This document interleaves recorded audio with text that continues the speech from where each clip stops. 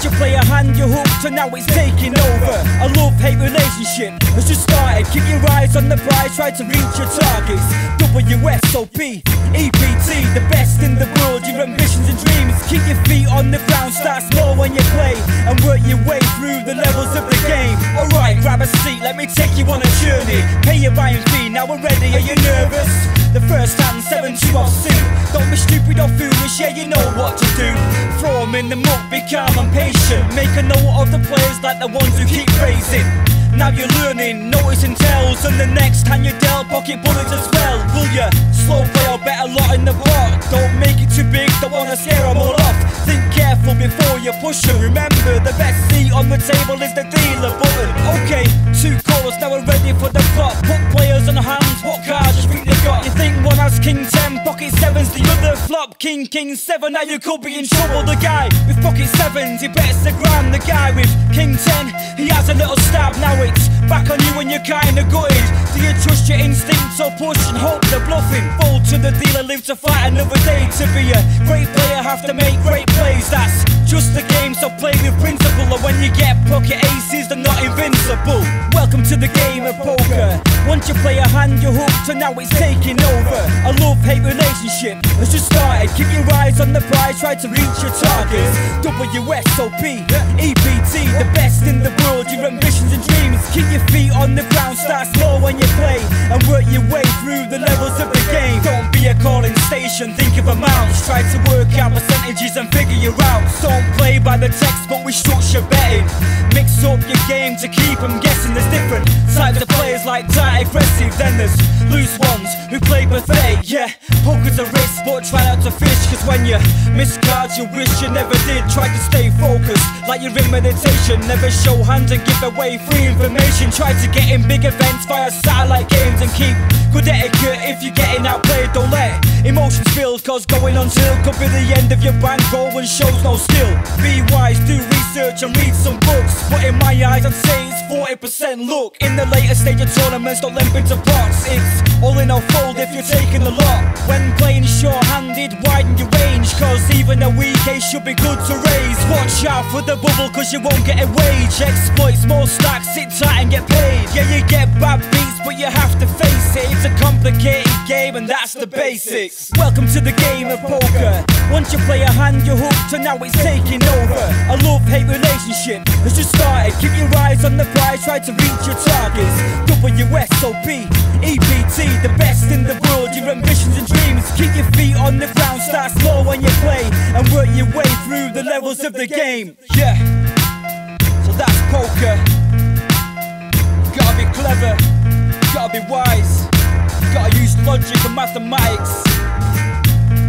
You don't wanna go wasting money, you wanna be earning money.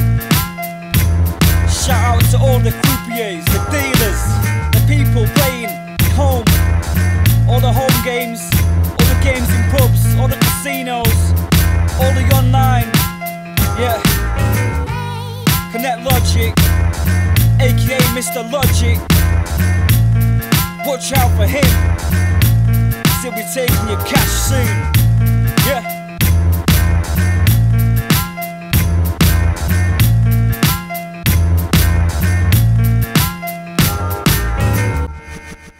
Winner of the Oxford Cup, how do you feel? Yeah, great, yeah, it's nice to win one.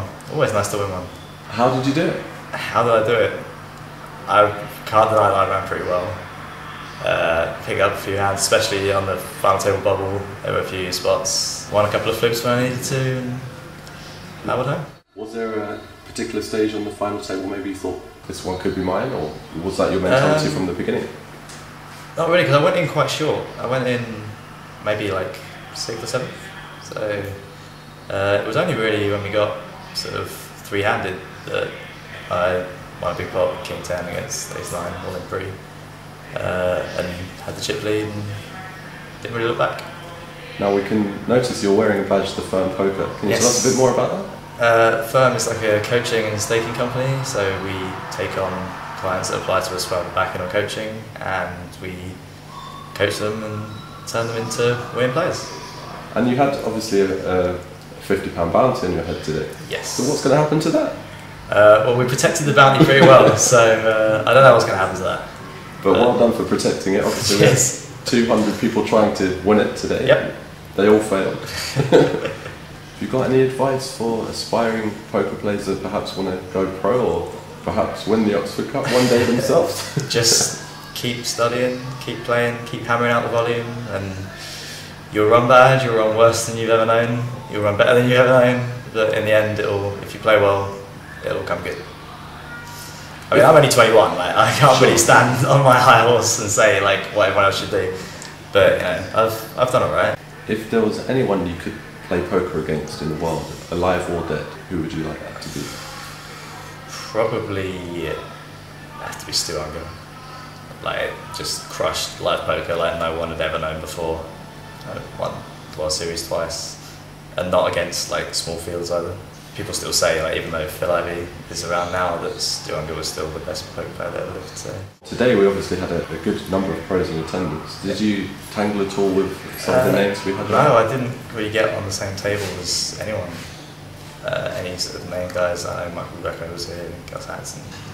I probably got pretty lucky with my table draws. I definitely dodged, especially for like the first 60 to 70% of the field. I definitely dodged a lot of good players.